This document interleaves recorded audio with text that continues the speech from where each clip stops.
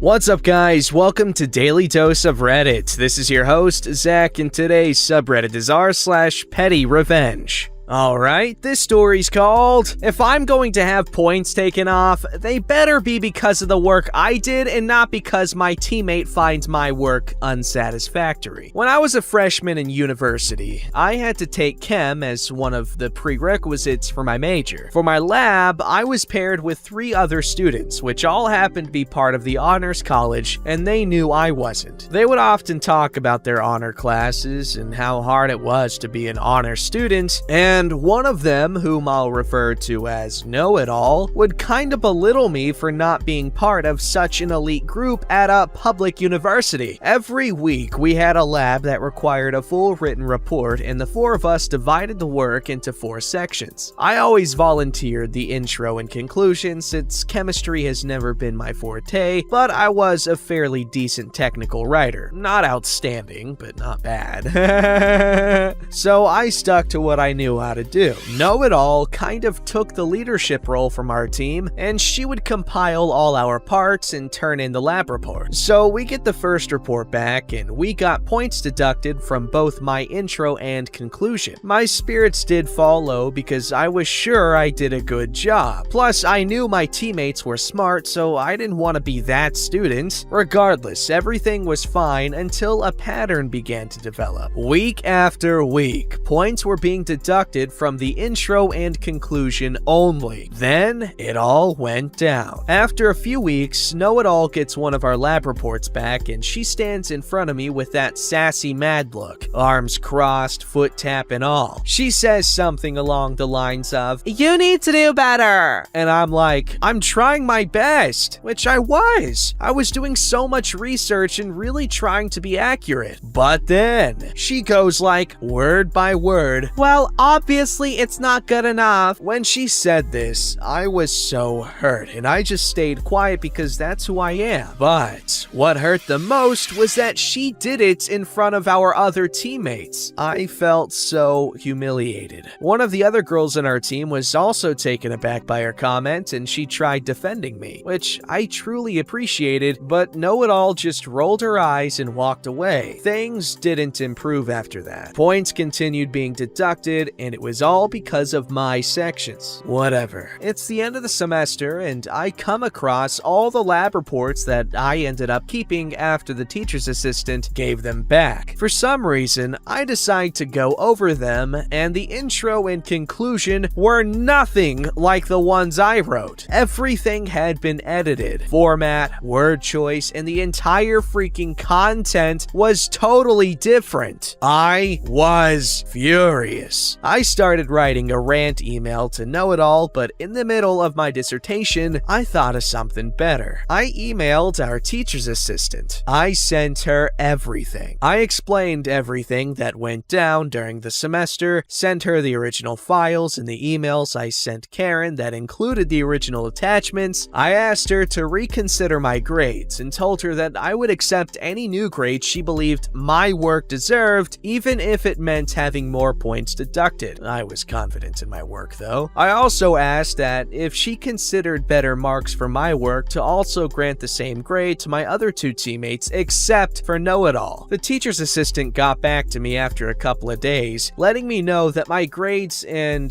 those of my other 2 teammates had been updated, just in time for the university's final grades deadline. And bam! A+ as my final grade. Not sure what Know-It-All got, since I'm sure she did well in the final, but based on the grade of all our reports, it was a B. I wanted to send Know-It-All my new grades, but unfortunately, I'm not very brave. Plus, I'm sure her and the other 2 students would talk about it and find out, since the lab ended about 2 weeks before finals, and they still had that stupid honors class together. But let me tell you, that feeling of satisfaction I got was enough, even if she never found out. Yo, I would have been so pissed off as soon as I found found out that she had been altering my work? That is insane. Who does that? But anyway, good job on the good grade, OP. Alright, this story's called Crap Talk Me? Okay, I won't hire you. So I worked at a company that had serious problems with appropriate authority. In our office, the office manager would routinely say terrible things about the company, encourage the techs to quit and leave, etc. When I was hired, she was looking for another job and was letting the techs do whatever they wanted. I was hired as a supervisor and discovered several ethical violations, and the quality of work from the techs was extremely poor. We had one tech who was just flat out nasty. She was bigger and tried to physically intimidate another supervisor, who was very short, by standing up over her and getting into her personal space because the supervisor called her out on trying to punish someone else. Basically, they all got pissed because they were allowed for who knows how long to do whatever they wanted, and when I showed up and said you have to do your jobs, they didn't like me. So one day, the next level up supervisor decides that we have to fill out a rubric on how well the techs are doing their jobs. Of course, I get stuck with the nasty bimbo. I do my job, fill it out, and give it to her. She signs it, but acts like I took a giant freaking crap in her cereal. Definitely how dare you tell me how to do my job sort of situation. She begins saying really nasty things about me to corporate, saying I'm terrible and mean to her, saying I'm not providing enough supervision. Never mind, she was constantly canceling, so I would show up and she wouldn't be there. Change schedules with clients, which she didn't have authority to do. I got her in trouble for that before I left, etc. She was a loudmouth, so someone who didn't like her told me all about how she was crap talking me. Tired of all the bullcrap, I just said screw it. I quit and started my own company. I've been very happy since. Cue revenge. A year later, I'm hiring for my company as I'm expanding, and guess who applies to work for me? Yup, nasty bimbo. I cannot tell you how much pleasure I got out of declining her application and clicking that she was unqualified to apply. Hey, nice job. You pulled a Michael Scott there. You freaking started your own company.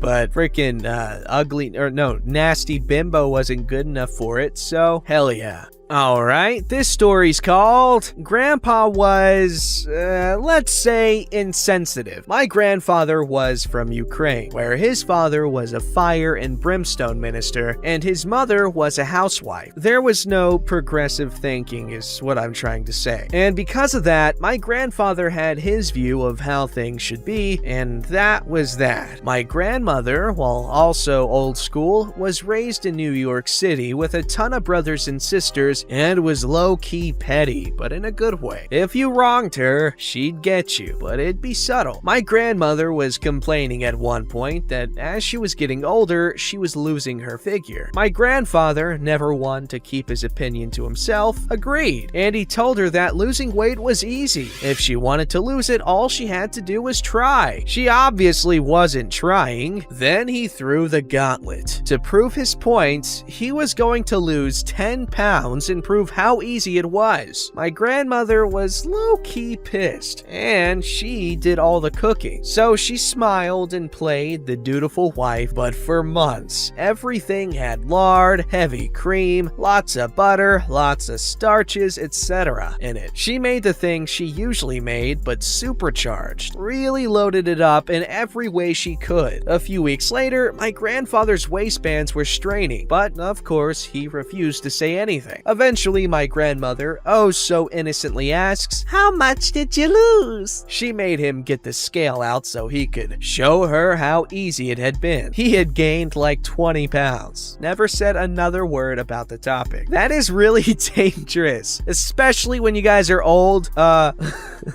Your diet is more important, but that's pretty good revenge. He deserved it. Alright, this story's called I'm Sorry That You Hate the Way I Dress. Why don't don't I just keep doing that, Mom? I hope this classifies as petty revenge. If not, I am so sorry. When I was 12 years old, I was taking writing lessons from my cousin. My grandmother was quite concerned that I did not have a proper barn jacket and didn't want me ruining my hoodies. One day, she enters the house with like a hideous windbreaker from I don't even know when. Guys, I swear, I had hard eyes. I loved it so much and I would wear it everywhere. My mother, however, loathed it. She was especially displeased when she saw a lovely elderly chap wearing the exact same one. This only fueled my desire to wear it. See, my mother had this habit of telling me I looked like a homeless child and needed to change. Eventually, I decided it was much more funny to embarrass her than to comply with her destruction of my confidence. One day, my grandmother came into the house and asked if she could borrow my barn jacket for work, as she didn't want to ruin her nice church jacket since her other jacket broke. Of course, I complied, but after a few months, I got suspicious. I finally asked my grandma if my mom had something to do with it. Turns out, my mom called her and told her to get that jacket out of my house. I was mad. My mom got my grandmother to lie to me? My sweetheart of a grandmother who never in the history of my existence had ever lied to me. Cue petty revenge. My grandma still had the jacket and gave it back to me. I waited by the front door for when my mom came home from work. She opened the door and looked at me and her heart sank. I confronted her and continued to wear that jacket until I outgrew it. I started wearing tacky shirts that may or may not resemble the pattern of a bus seat, and it brings me so much joy leaving the house with my mom knowing I'm bothering her just by wearing a shirt. I thrive on going to social gatherings dressed like a tacky lesbian, knowing how much it bothers her just to be petty. I gave the barn jacket to my best friend who also has a horrible taste in fashion, so my mom still has to see it pretty often. Yo, I'm gonna need a picture of this because I want to see how similar our tastes in clothing are. Cause like, usually I try to wear some funky stuff if I can.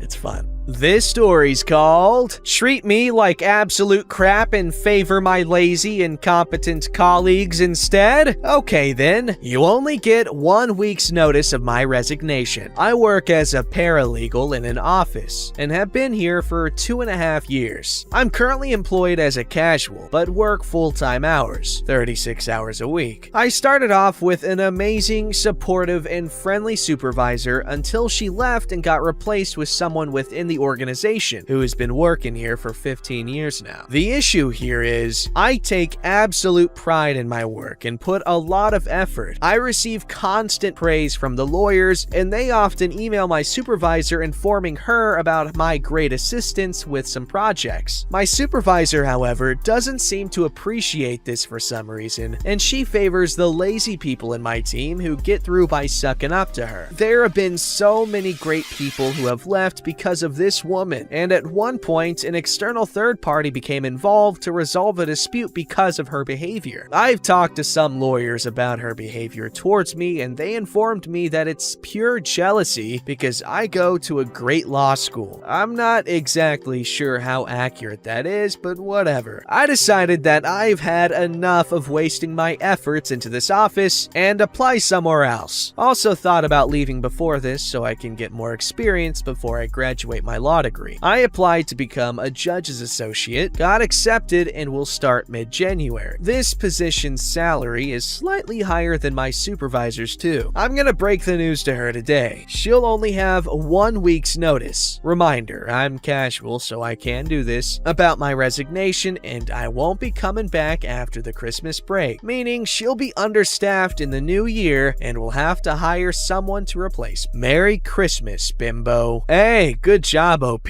Know your worth. And when your superiors don't know it, you can rub it in their faces later on once you succeed, inevitably. Alright, this story's called Flirt with My Friend on Our Date? Enjoy the Bill. Well, it's been a while since I posted here, but here it goes. Last weekend, I went on a date with this woman I met on a dating app. We will call her Hannah, not her real name. Hannah and I had been talking for a week prior via text and phone calls, and we decided to meet up for drinks at my favorite bar. Turns out, my buddy was drinking there as well, so I did the nice thing and invited him to our table so she could meet one of the people I hang out with, hopefully to get to know me better. My buddy was a real wingman, talking me up, telling great stories, and sharing laughs and drinks. An hour into it, and she starts flirting with him. Well, he looks visibly concerned and giving me the, dude, I'm so sorry look. I give him the, I get it bro, not the first time look. So I text him, hey bro, I have a plan. Drinks are on her since she being a thought. He smiled and gave me a nod. He then starts flirting and talking with her, and I'm basically not even part of the conversation. Little does Hannah know that I'm busy ordering drinks. I'm talking a Macallan 12 double, getting my buddy drinks, and buying her whatever she was having. Some drink named after the bar. Too sweet for me. Then the time comes. Hannah has to visit the facilities. Perfect. I call over for the check, and it's over $120 in drinks. I felt bad, but he stopped me, saying, man, this was a date between you two, and if she's gonna ignore you after you went through this trouble talking to her, she ain't worth it. Come on, I know another good bar around the block. First round is on me. I was literally about to cry in this dude's arms for being a hell of a wingman for me on the spot. We left, hit up some Irish pub that I love now, and we had a great rest of our Saturday night. Oh, and as for Hannah, she had to have a friend come over to pay for her because she didn't bring any money and expected me to pay for the date if it went well or not. Suffice to say, I'm gonna stick with drinking with the boys for this holiday season.